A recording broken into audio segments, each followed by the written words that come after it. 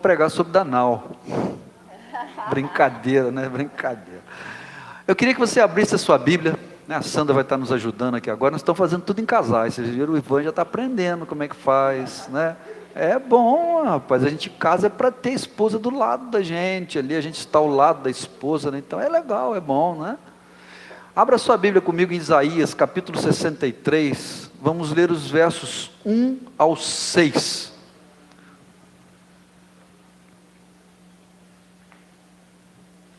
Livro de Isaías, capítulo 63, versículo 1.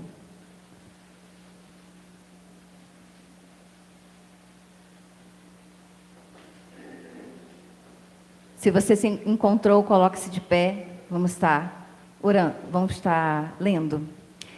Quem é este que vem de Edom, que vem de Bosra, com roupas fulgurantes, mas manchadas de vermelho? Quem é este que, envolto em um esplendoso manto, marcha a passos largos na grandeza da sua força? Sou eu que promovo o direito, eu que sou poderoso para salvar. Mas por que essa cor vermelha no teu traje? Porque as tuas vestes se parecem com as de alguém que tenha pisado a uva no lagar? Só pisei uvas no lagar, ninguém dentre todos os povos esteve comigo. Eu as pisoteei na minha ira, movido por toda a indignação que senti. Eu as esmaguei, e o sangue delas respingou na minha roupa, e as minhas vestes ficaram tingidas. Em verdade, havia decidido pelo dia da vingança, alimentei-o em meu coração, e chegou o ano da minha redenção. Observei e sequer vislumbrei uma pessoa para apoiar. Por este motivo, o meu próprio braço cooperou comigo, e a minha cólera deu-me sua ajuda. Na minha ira, calquei os pés todas as nações. Na minha indignação, eu as embebedei, e a derramei sobre a terra o sangue delas. Amém.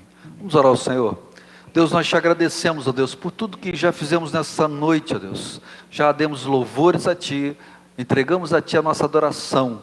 Já nos aproximamos de Ti e te pedimos, Deus, fala conosco nessa noite, que possamos Te ouvir e entender a direção que Tu tens para a vida de cada um de nós.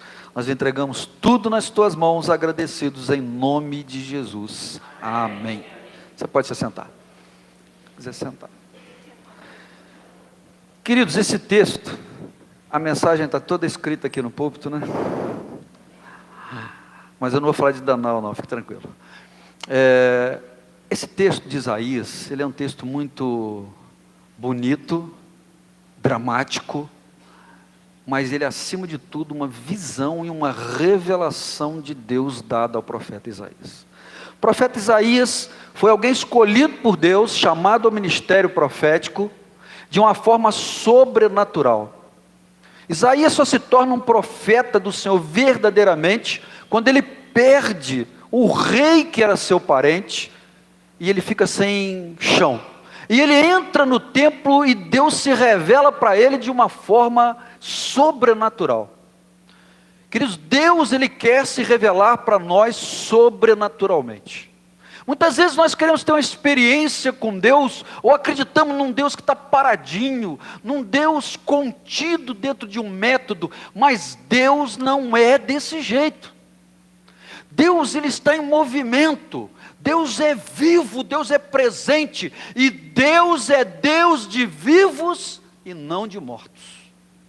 Por isso aquilo que nós damos é a nossa aproximação e experiência com Deus, tem que ser uma experiência viva. A igreja precisa ter uma experiência viva com o Senhor. A igreja precisa estar viva na presença do Senhor. É por isso que Deus, ao criar o ser humano, Ele deu a ele emoções, para que nós, com a nossa mente, com o nosso espírito e com as nossas emoções, nós entremos na presença do Senhor, nós nos alegremos diante dEle, que nós possamos levantar as mãos a Ele, que nós possamos nos emocionar com o Senhor, que nós possamos expressar para Ele quem Ele é verdadeiramente na nossa vida. Deus não é um Deus de mortos, Deus não é um Deus de uma igreja morta, Deus é Deus de uma igreja dinâmica e em movimento. Por isso eu e você não podemos ter uma vida morta, precisamos ter uma vida com experiências constantes com Deus. Mas Deus não é como alguém que eu já disse para vocês, Ele não é alguém que se encaixa dentro de um método e está ali, pronto, acabou, não. Ele é o Senhor de todas as coisas, Ele é o Deus Criador de todas as coisas. E é interessante que às vezes nós temos uma maneira de olhar para Deus e pensar que Deus está formatado da nossa maneira, porque nós humanos olhamos dentro da lógica e dentro da racionalidade limitada humana para um Deus que está além de tudo o que nós poderíamos compreender ou entender. Essa é a grande realidade. Nós não podemos, pela nossa natureza, explicar, enquadrar ou delimitar o próprio Deus, porque Ele está acima e além de tudo que nós conhecemos. E Deus é um Deus eclético. Às vezes a gente pensa que Deus só vai aceitar os cânticos do presente século. Oh, a gente tem que pular, tem que dançar, tem que se alegrar. Oh, aleluia, é bom, é bom.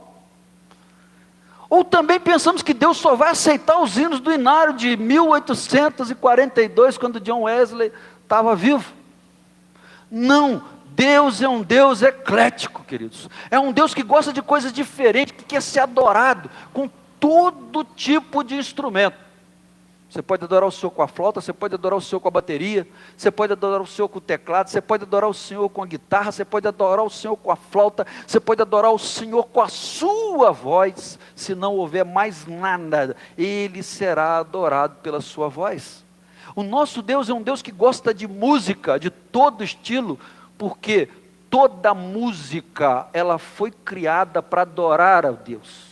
Muita gente pensa que o diabo que é o dono da música, é o senhor da música, que não sei o que, etc. Então não, tudo que existe é criação de Deus.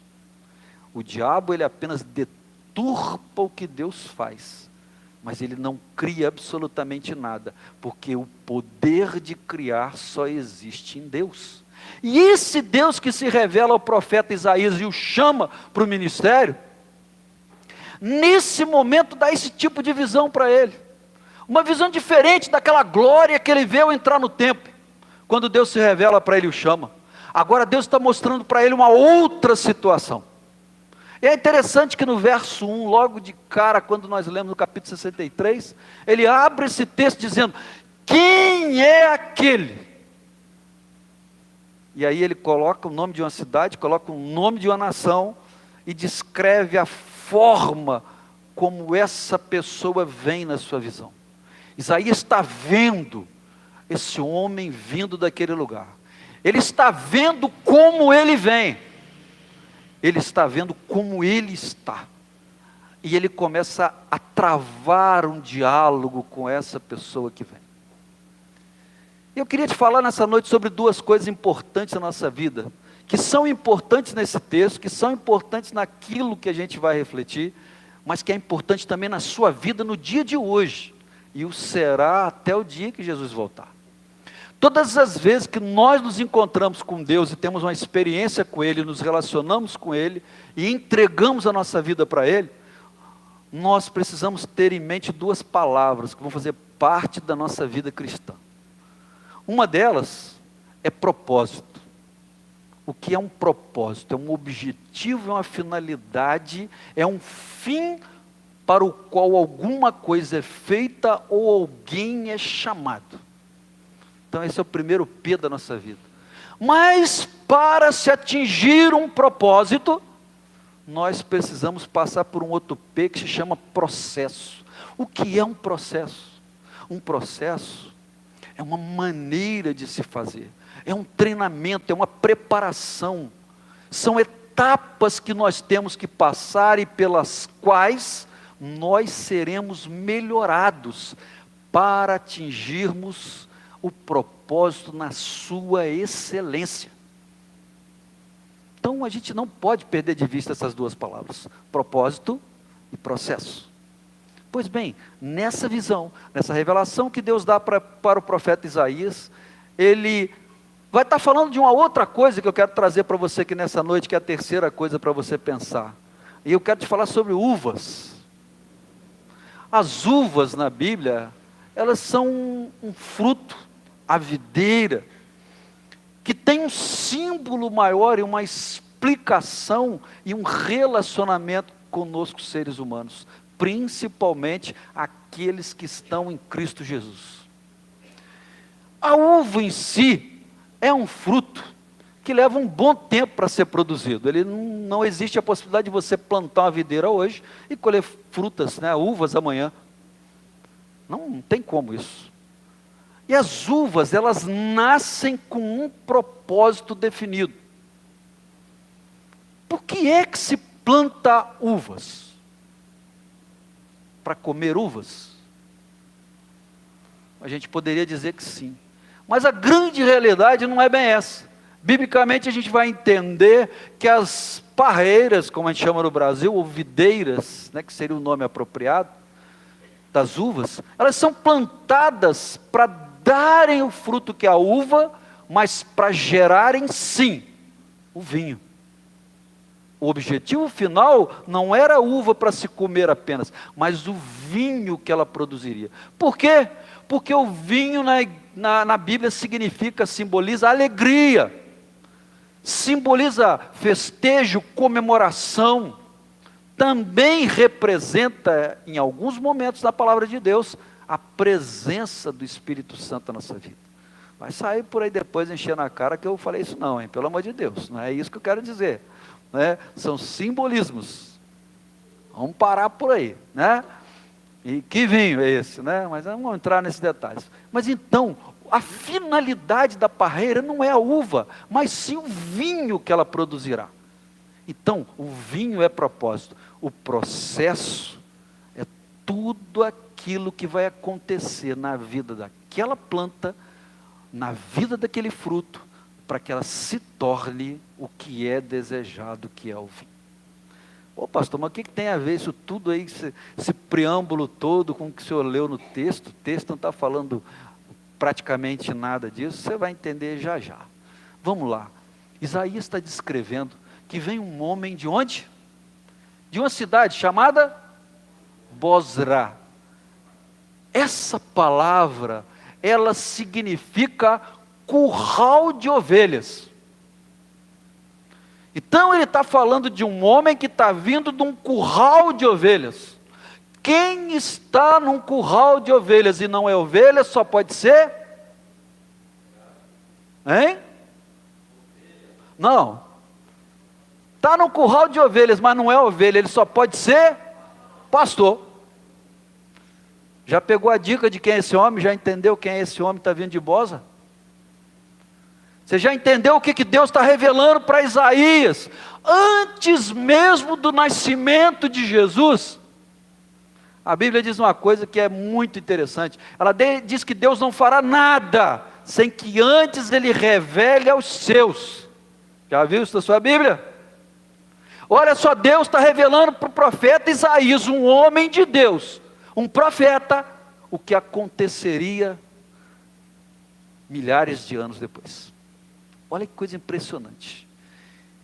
E ele vê nessa visão esse homem. Quando a gente fala de videira, os vinhedos, onde se produzia as uvas, eles tinham um objetivo, que era ter o vinho. Então eles construíam uma coisa fora do espaço da videira. Os vinhedos estavam para cá, então uma certa distância, eles construíam uma coisa chamada lagar, que era naquele tempo um tanque de aproximadamente 2 metros de comprimento por 1 metro a 1,5 metros de largura, um retângulo. E nesse tanque, as uvas que eram colhidas, selecionadas, lavadas, eram levadas nos cestos e jogadas nesse tanque. E nesse tanque ficava a equipe dos amassadores, as pessoas que preparariam, que transformariam as uvas no mosto, ou seja, que estariam maceradas, amassadas. Como é que era feito isso? Com os pés. As uvas eram pisadas para que elas se transformassem no mosto, e o mosto fosse preparado durante um tempo, tem todo um processo para isso, para se transformar naquilo que eles queriam, que era o vinho, que era o seu objetivo. E esse lagar, ele ficava um pouco distante do vinhedo, porque ele deveria ser selecionado lá, separado lá e trazido para cá. E esse grupo de pessoas ficava ali, e eles pisavam aquelas uvas com seus pés. Geralmente eram mulheres que faziam isso. Eram jovens que ficavam ali e pisavam as uvas. A gente pode ver um texto, né? Salomão dizendo que ele vê, encontra a Sulamita e ela está lá pisando as uvas lá no lagar, né? Está preparando o vinho. Mas, queridos, olha quando Isaías pergunta, ele vê esse homem, ele está vendo um homem que chega, que vem de Bosra, que vem do curral de ovelhas, que não é ovelha, porque ele é pastor, ele está vindo desse lugar.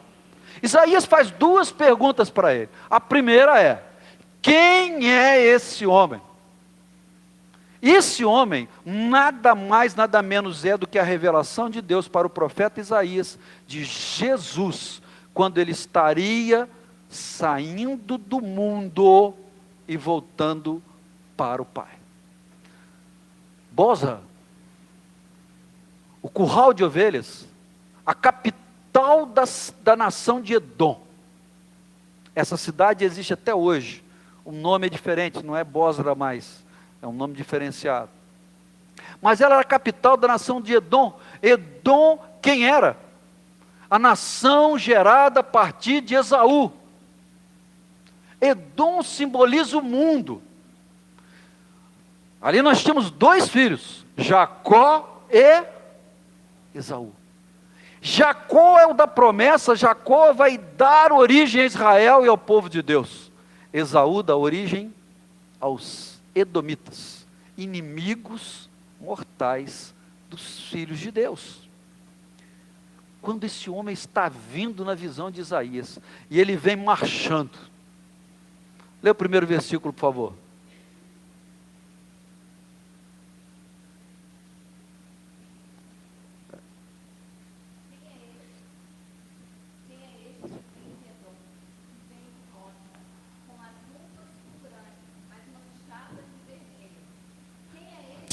Que envolto esplendoroso manto, marcha a passos largos na grandeza da sua força. Tá bom. Marcha. A figura desse homem é alguém que vem de maneira imponente, é alguém que vem marchando. Ele não está passeando, ele não está andando, ele não está distraído, ele está focado. E ele responde. Logo depois, no verso 2, ele diz: Sou eu. Quem? Eu promovo o direito, eu que sou o poderoso para salvar. Olha só, quem é o poderoso para salvar a sua vida? Nossa, mas que igreja dinâmica, que pessoas entusiasmadas. Eu estou te falando, estou te perguntando, quem é o poderoso para te salvar, irmão? Acorda! Estamos na igreja ou no velório? Queridos, ele responde a Isaías, começa um diálogo entre o profeta e aquele que se revela na visão. Quem é esse que vem de Bosra? Quem é esse que vem lá de Edom? Quem é esse que está saindo de Edom? Que está saindo desse lugar? Esse que vem marchando de uma maneira imponente. E ele diz: eu sou. Verso 2, pode deixar ali, não precisa tirar não. Ele diz: eu sou. Quem?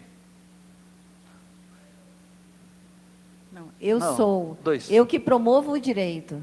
Eu sou aquele que promove o direito.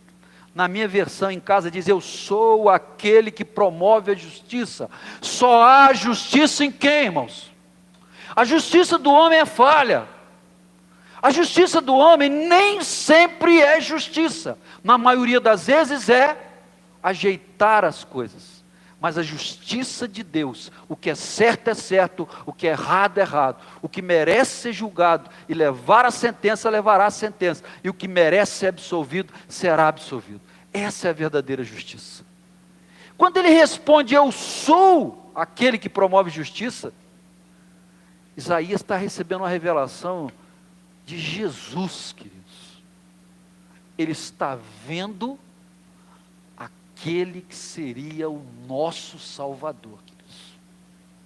E ele não se contenta apenas com isso, ele faz uma segunda pergunta para ele, e ele diz, mas por que as suas vestes estão salpicadas de vermelho?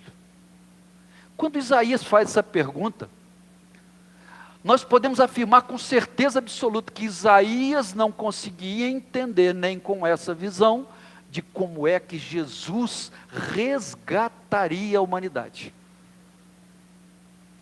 Ele não consegue entender que aquele vermelho não é de vinho, que aquele vermelho não são os respingos do lagar, mas aquele vermelho é sangue, é o sangue da uva Jesus que estava para ser esmagada, para produzir e atingir um propósito. Vamos dar um break aí, vamos voltar agora no Senhor Jesus. Quando Jesus nasce, queridos, ele tem um propósito claro. Quando ele se manifesta na forma humana entre nós, ele tem um propósito claro. Você tem dúvidas? Ou você acha que Jesus tinha a mínima dúvida desde quando ele nasceu até a sua morte na cruz, de que ele sabia qual era o propósito de Deus para a sua vida? Não, ele não tinha dúvidas. Ele tinha certeza qual era o propósito. Ele veio como instrumento do Pai para atender, para se oferecer, para pagar a nossa dívida com Deus. A palavra diz que Deus esmagou ele, que Deus o castigou de uma forma terrível, derramando sobre ele a ira que deveria estar sobre nós por causa dos nossos pecados. Ele está sendo revelado ali, ele está sendo mostrado ali como alguém que sabia para que ele veio à terra. Fica uma pergunta para nós nessa noite. Você sabe qual é o propósito de Deus para a sua vida? Muitas vezes nós estamos andando enganados, irmãos. Nós estamos andando na terra, pensando que a terra é o propósito de Deus para nós. Você pode e precisa ter as coisas na terra. Você precisa se vestir, você precisa se alegrar, você precisa ter coisas na terra. Mas entenda, o propósito do Pai para mim, para você, para a igreja do Senhor, não é a terra. Nós somos peregrinos nesse planeta, irmãos.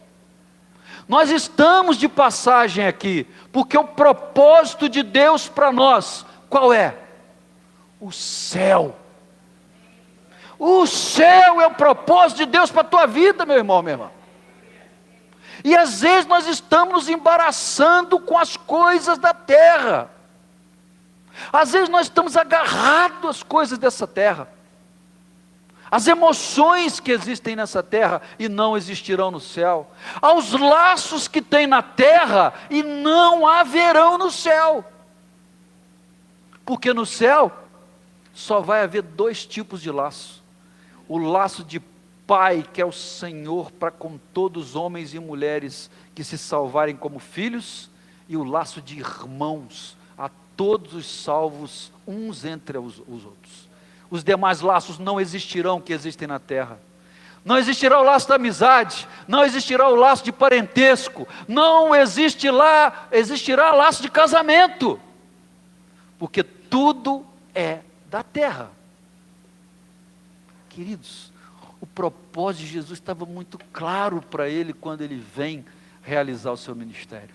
A cada milagre que Jesus fazia, a cada palavra que Jesus dava, a cada ensinamento que ele trazia para o povo, tudo isso, cada passo, fazia parte do processo de Jesus para atingir o seu propósito. Às vezes nós andamos a nossa vida toda, a gente começa lá, e quando você está muito jovem ainda, adolescente, a gente começa a sonhar, não é assim? A gente sonha com o que a gente vai conquistar, como é que vai ser a nossa vida, o que nós gostaríamos de ter, não é? Como nós gostaríamos de ser, o que nós gostaríamos de viver, o que nós gostaríamos de construir.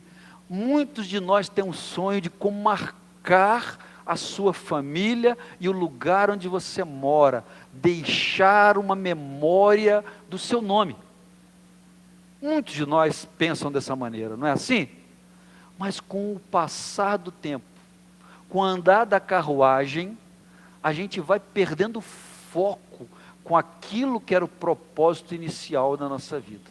Não é assim? Ou estou errado? Quem aqui não sonhava ser uma coisa e hoje, depois de 40 anos, é outra, bem diferente? E talvez esteja muito feliz com o que se tornou, mas é diferente daquilo que sonhou no início. Não é assim? A minha vontade profissional era de ser astrofísico. Eu era apaixonado por essa ideia de física, de matemática, desse negócio. Não passei nem perto. Casei com uma mulher que é matemática, professora de física, né? O propósito atingir, acho que eu acertei o alvo no cantinho, né? De ladinho. Mas, queridos, o que eu sonhava não é o que eu me tornei. E a gente precisa, e aí eu quero abrir um parênteses e dizer para você que tem filhos, comece a ensinar o seu filho a ter a clareza para o futuro. Não é ele ser o que você quer que ele seja profissionalmente, etc. e tal, não. Porque cada um de nós vai construir a sua história. Pai que constrói a história do filho vai ter um desastre lá na frente. Filho que só vive a história do pai vai ter um desastre lá na frente. Cada um tem que construir a sua própria história. E as nossas histórias, elas são todas independentes umas das outras. Mas ensine o seu filho a criar um objetivo, um propósito, a descobrir o propósito da vida dele. Cada pessoa precisa descobrir isso o mais cedo possível, querido, porque tudo que nós fizermos na nossa vida, no processo da nossa vida, vai ser para construir e chegar a esse propósito. Olha só Jesus nasce de uma mulher, porque ele precisava vir ao mundo pela mesma forma que a forma legal e de direito, que é o nascimento. Olha a diferença, como é que o diabo apareceu na terra? Estava no céu, foi expulso e caiu aqui de intruso. Vocês já ouviram falar do parto ou da mãe natural do diabo? Não tem. Mas Jesus, ele nasceu de uma mulher, de uma virgem, ele entrou pela forma e pela legalidade, que é o processo de Deus. Deus não faz nem nunca fará nada fora da legalidade. A gente precisa ter isso sempre na nossa mente. Nesse processo, Jesus nasce, ele cumpre um propósito, ele obedece à legalidade, ele nasce debaixo da diretriz de Deus, ele cresce debaixo da diretriz de Deus, ele se interessa pelas coisas de Deus, irmãos. Aonde na Bíblia você vê falando que Jesus estava fazendo cadeira, mesa com o pai dele? Você vê isso em algum lugar? Você não vê. A Bíblia não fala nada disso, porque Jesus, ele não nasceu para ser carpinteiro, ele nasceu para ser aquele que seria e é o nosso Salvador. Esse é o propósito dele. Então Jesus não faz nada fora do processo que o tornaria o propósito de Salvador da humanidade. Às vezes nós nos distanciamos da vida, do propósito de Deus, porque no nosso processo de vida, nós começamos a tomar atalhos. A gente começa a procurar uma coisa daqui, outra coisa de lá e outra coisa de lá. Não dá, irmãos. Não adianta. Não adianta. Se você fugir do propósito de Deus para a sua vida, você não vai conseguir chegar ao final alegre, feliz e na presença de Deus. você vai chegar lá trucidado, destruído, frustrado. A uva, assim como Jesus, ela foi produzida. Ela está lá, simples. No processo, há uma coisa tremenda. Querido, quanto tempo dura um cacho de uvas? Digamos que você compra ele sábado na feira, hoje é domingo, lá para terça a gente está ficando murcho na geladeira, estragando, se você não comer tudo, né? Óbvio. Por isso que a gente tem que comer rápido, né? Comer rápido para não estragar. Mas vai ficando ressecado, vai ficando feio. Aquilo serve para alguma coisa depois? Vai virar lixo. Vai virar lixo, vai para o lixo, queridos. É perene, rapidamente destruído. Assim é a nossa vida. Quem é a pessoa mais velha que você já conheceu até hoje? Se falar que é o Tiló, eu vou brigar com você. Brincadeira. Mas, queridos, a pessoa mais velha que nós conhecemos até hoje, talvez tenha 100 anos, ou menos. Eu nunca vi ninguém com 120 anos, 125 anos, você viu? Eu nunca vi. Né? Mas pode ser que alguém que é conhecido. Mas tem um limite, querido. Porque a gente nasce como uma uva, bonitinho. Ali chegou aí com a neném dela, né, e o José Carlos, né, aquela criança ali bonitinha, né, pele lisinha, aí depois vai ficando velho, vai ficando o quê? A pele vai ficando ressecada, né, vai pegando uma forma diferente. Toda criança, independente de quem seja, todo mundo acha lindo o bebezinho, mas quando é velho, você não vê ninguém falando, ah, que velhinho bonito, que velhinho lindo, vê? Mas o bebê a gente fala, né, a uva também, que a uva está lisinha, bonitinha. Mas se a uva ficar sendo só uva, ela vai ter um tempo, um prazo de validade, vai ser destruída. O que o processo faz com a gente?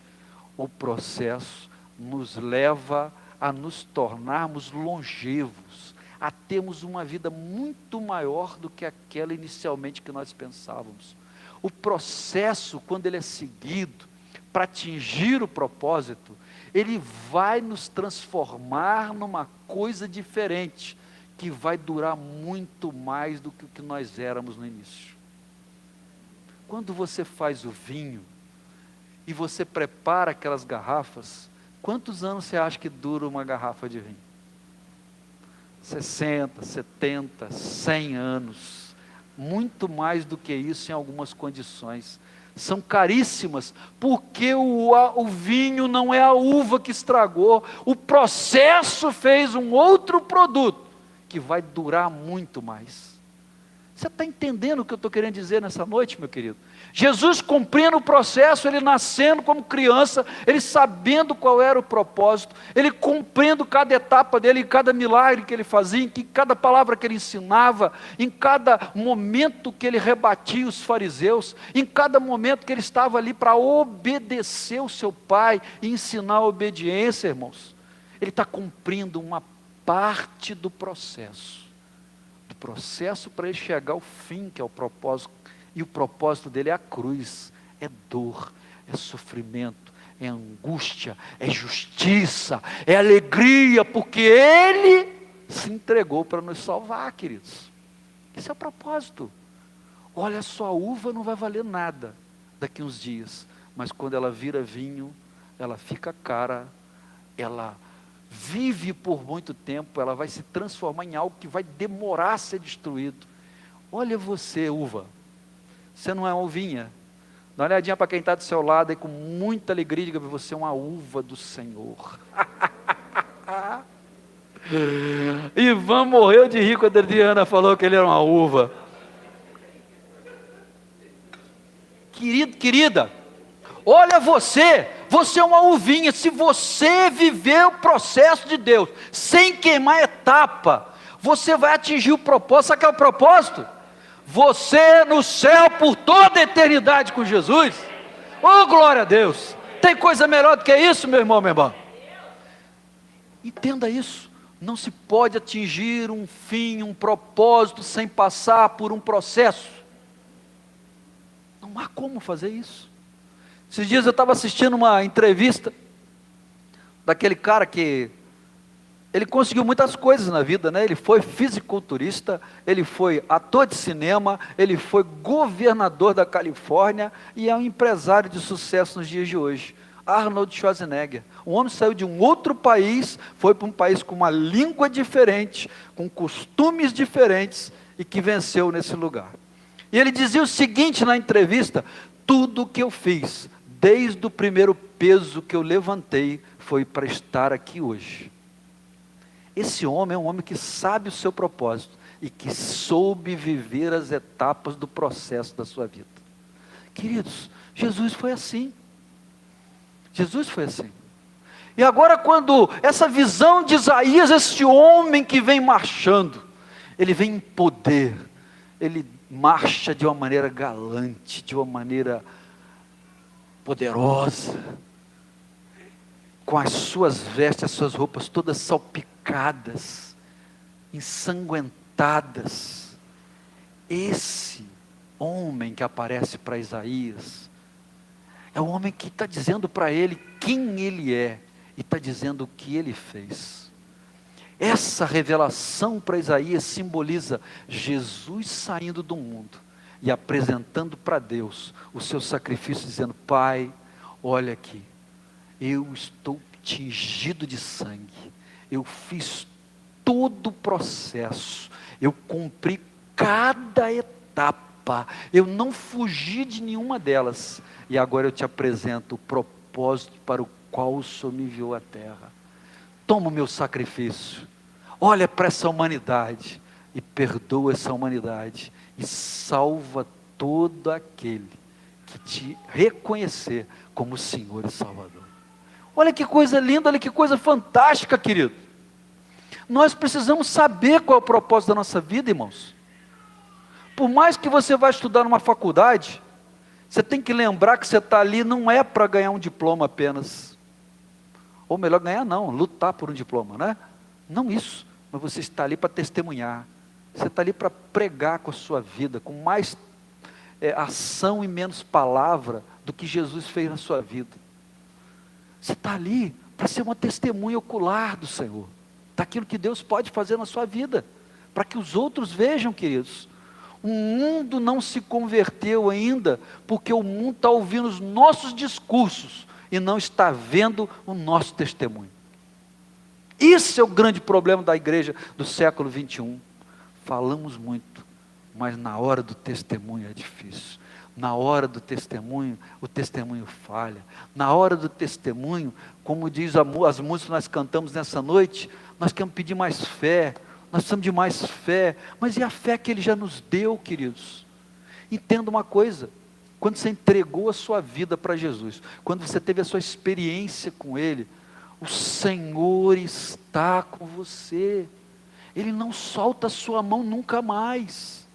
Isso não significa que você não vai ter problemas, irmãos. Você vai enfrentar doenças, você vai enfrentar problemas familiares, você vai enfrentar problemas sociais, você vai enfrentar problemas econômicos, você pode até morrer, mas você estará com Jesus ao seu lado.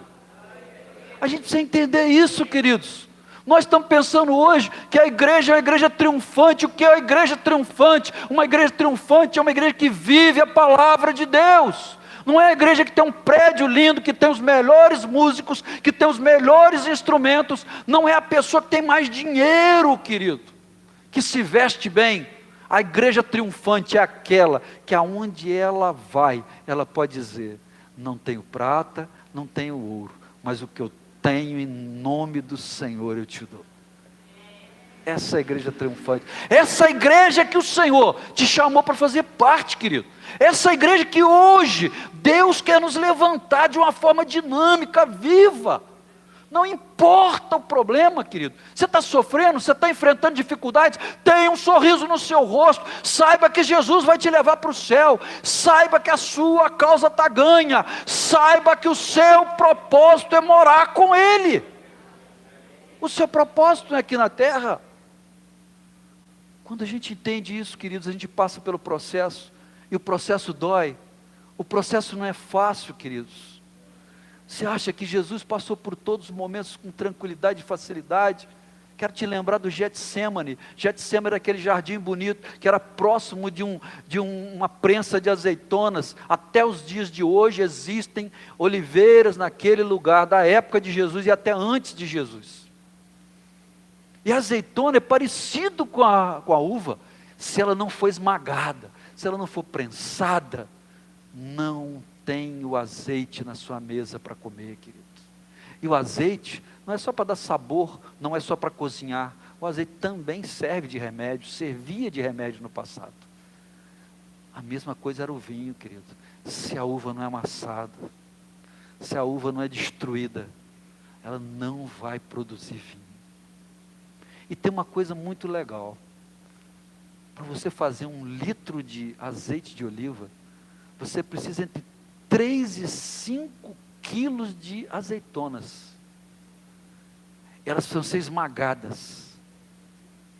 A parte carnuda, o caroço que está dentro, e depois ela vai ser peneirada, ela vai virar uma pasta, ela vai passar por um decantador, e depois dela vai ser retirado o óleo, e esse óleo vai ser preparado, ele vai passar por um tempo de preparação, até o momento dele ser utilizado.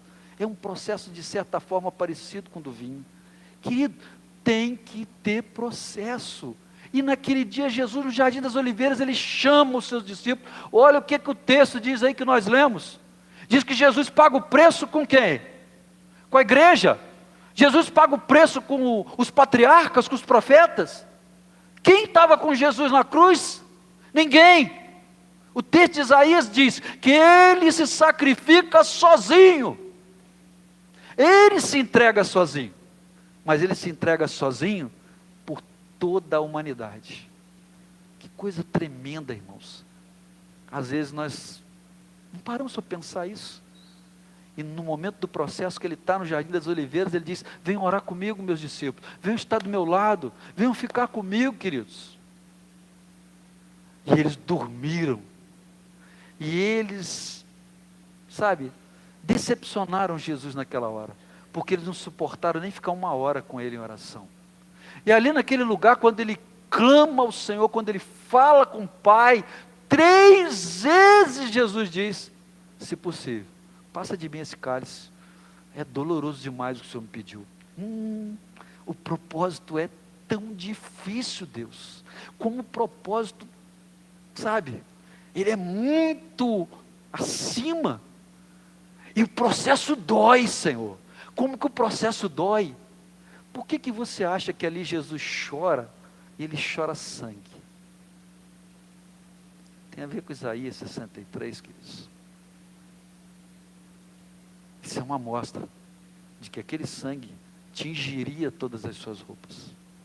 Quando as mulheres pisavam no lagar as uvas para transformar em mosto para depois fazer o vinho, as roupas delas ficavam todas avermelhadas, sujas do vinho. Só que o vinho dessa uva é um vinho de excelência.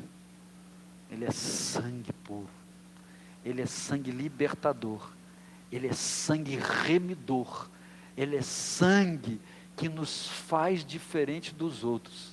Ele é um sangue que nos empodera, irmãos, porque quando você está em Cristo, queridos, você é diferente dos outros seres humanos, queridos.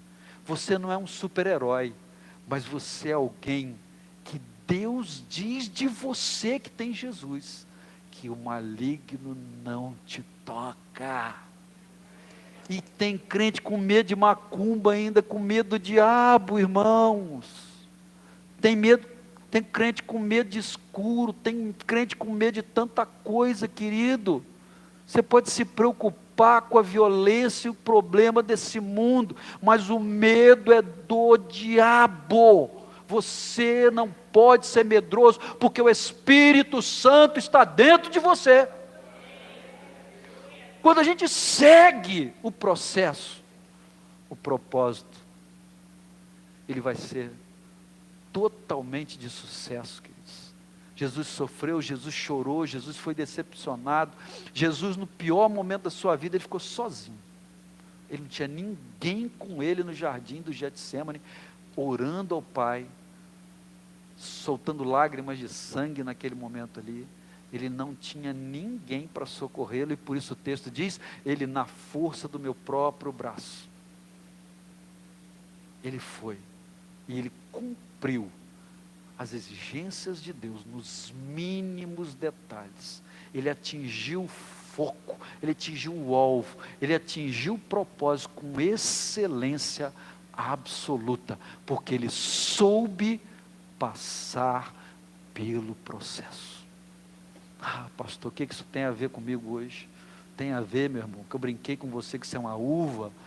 Nós somos uva, queridos. Se nós não formos amassados, se nós não passarmos pelos desafios, como disse o Tiló aqui nessa noite, se nós não vencermos obstáculos, nós nunca estaremos com o Pai por toda a eternidade. Então é coisa muito séria, é muito séria. E qual é o processo da nossa vida hoje, queridos? Não é o mesmo de Jesus. Jesus tinha um propósito, e o propósito dele é muito maior do que até o que está proposto para a nossa vida, obviamente. Mas, queridos, há um processo para nós, e é um processo de passar pelas dificuldades e os problemas. E às vezes a gente está sofrendo com uma enfermidade, e a gente começa a sentir pena da gente mesmo.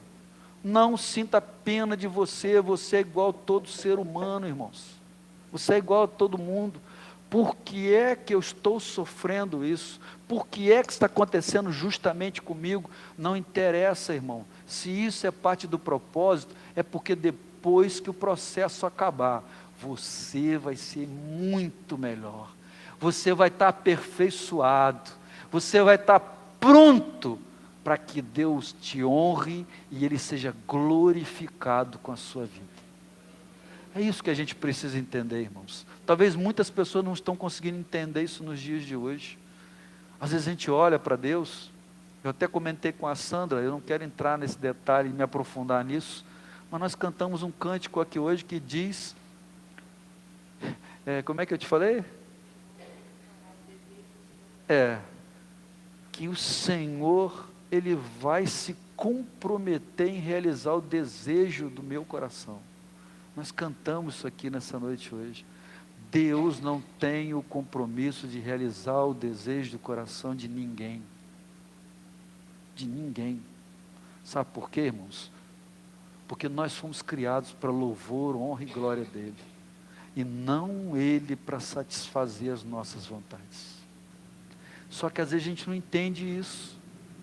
E a gente quer ir para a igreja ainda, e a gente quer adorar o Senhor, e a gente quer oferecer ao Senhor um sacrifício que não nos custe nada. Queridos, aquilo que não custa nada, não vale nada. Não vale nada. Estava falando isso hoje na classe dos homens, irmãos. Porque é que Davi, ao entregar um sacrifício a Deus, quando ele pega aquela terra de Araúna fala assim, não precisa pagar nada não. Eu falei, você acha que eu vou dar para Deus algo que não me custou nada? Você sabe por quê? Um sacrifício que não custou nada nem para mim, nem para você, quando a gente entrega ele para Deus, não é nada, não vale nada. É muito fácil, não é? Você sair daqui da igreja agora, encontrar ali na rua um pacote cheio de dinheiro, você não sabe de quem, tal, né? Você vai pegar, levar para casa. Alguns podem até a justiça ou a polícia para procurar o dono, mas a gente sabe que muitas pessoas não fariam isso. Muitas pessoas até diriam, como Deus é bom, que bênção, Deus me fez achar um dinheiro, mas Ele fez achar um dinheiro que para o outro é uma desgraça que perdeu. Então isso não é bênção, a gente tem que começar a pensar nisso. Mas ele veio, não te custou nada, tem 20 mil ali dentro. Se você quisesse pegar 5 mil e dar para alguém, isso te custaria alguma coisa? Muito fácil, você achou 20, você pega 5 e dá para qualquer pessoa assim, mas brincando. Mas se você tivesse trabalhado para juntar 20 mil na sua poupança, para você tirar 5 para dar para alguém, hein? Fala para nós, ia doer, não ia? No coração, a gente ia botar a mão assim no coração, segurar, né, o bolso, né, e falar assim, que dificuldade, eu tenho 20 mil, ele precisa de 5, dar 5 vai ser difícil. Mas queridos, sacrifício de coisa que não tem valor não agrada a Deus. E a gente tem que aprender a entender melhor o que a Bíblia ensina para nós, queridos. Por que é tão difícil a gente entregar o dízimo ao Senhor? Porque o dinheiro que a gente recebe nos custou suor, nos custou trabalho, nos custou investimento, nos custou pesquisa, nos custou tantas coisas, às vezes até sacrifícios maiores, para a gente ter aquilo.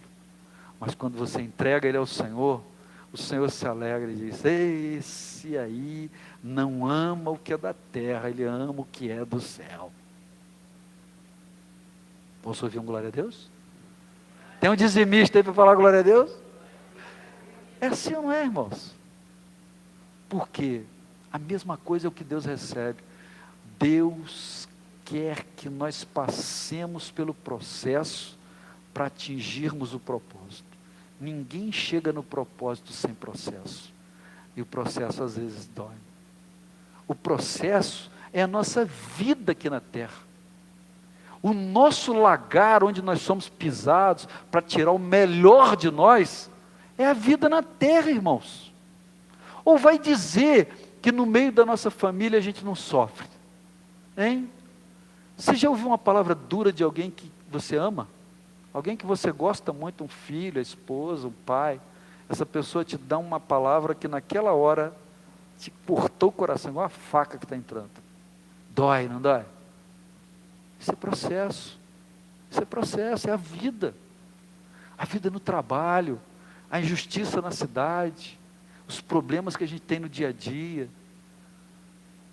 aquilo que a gente quer ter e não pode ter, porque essa história de que você pode, tudo que você quer ter, você pode ter, mentira. Isso é diabólico, isso não existe. Ninguém pode ter tudo que quer. Isso é mentira. Mas é parte do nosso processo. Por quê? A gente vai amadurecendo, a gente vai crescendo, a gente vai se fortalecendo. O processo é para isso, queridos. Lembra sempre na sua vida, eu queria que você lembrasse, guardasse isso no seu coração e na sua mente. Todo dia você lembrasse, quando você passar por um momento difícil, eu sou uva e eu estou no lagar. Esse momento do processo, eu estou sendo pisado, mas lá na frente, eu não vou ser uva, vou ser vinho de qualidade.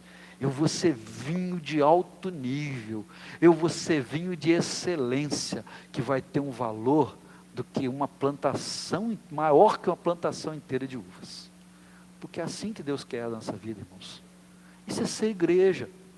A gente tem que parar com essa história de quadrinhos que os outros estão pregando por aí, que o crente tem tudo que ele quer, que o crente passa por cima de tudo, rindo, pulando de alegria. Não, irmãos, a gente vai chorar, a gente vai sofrer, como Jesus chorou, como Jesus sofreu, como Jesus se compadeceu dos outros. Mas Jesus, depois de amassado, ele já não era mais um menino filho da virgem. Depois da cruz, ele é o ressurreto que vem marchando, que vem imponente, que vem trazendo os vestidos cheios de sangue, dizendo para o Pai: papai, e ele vê a alegria do Pai, que o seu filho cumpriu o propósito que foi designado para ele. Querido, é isso que Deus quer de nós, queridos. É isso que Deus quer de nós. Fique firme, fique obediente à palavra de Deus. Está doendo? Está chorando? Procure alguém, procure apoio, procure um irmão, chore, desabafe junto, peça oração, sim, a gente tem que pedir oração, sim, tudo que a gente faz. Você vai fazer prova no colégio, pede oração e ora. Você vai fazer exame, pede oração e ora. Você vai fazer uma consulta, pede oração e ora. Você vai fazer uma cirurgia, pede oração e ora. Você vai fazer uma prova, pede oração e também ora por isso. Você vai casar, peça oração e ora. Você está vivendo, a sua família está crescendo, peça oração e ore. Nós temos uns aos outros para nos ajudar. Nós não estamos na situação que Jesus estava. Ele ficou sozinho. Nós hoje temos a igreja, irmãos, e a igreja é família. A igreja, nós somos um cacho cheio de uvas. Uma uva sozinha não dá para fazer vinho, dá? Você faria, Ivan, 1 litro de vinho com uma uva? Não. Para você fazer 1 litro de vinho, você gasta pelo menos 1,5 quilo de uva, dependendo do tipo da uva que vai se usar. Vocês não vão achar que eu gosto de beber não, né? Eu sou curioso, eu gosto de ler, eu gosto de pesquisar as coisas, tá? Então, queridos, olha só, uma uva não dá, mas num cacho tem várias uvas. Nós somos vários filhos e filhas de Deus. Se nós nos apoiarmos, se nós nos ajudarmos, o processo se torna mais fácil. E a gente vai ter mais facilidade de chegar lá na frente e atingir o propósito. Que Deus abençoe sua vida. Que você entenda e receba essa mensagem nessa noite, porque eu tenho certeza que Deus tem coisas maiores para você. Deus tem coisas mais excelentes para a sua vida. Não se preocupe apenas com o que está na terra e da terra é, porque o que da terra é, no céu não entrará. Se preocupe com aquilo que tem importância. Dê ao Senhor aquilo que tem valor e aquilo que te custa, e não aquilo que foi jogado no seu quintal. Amém? Vamos orar?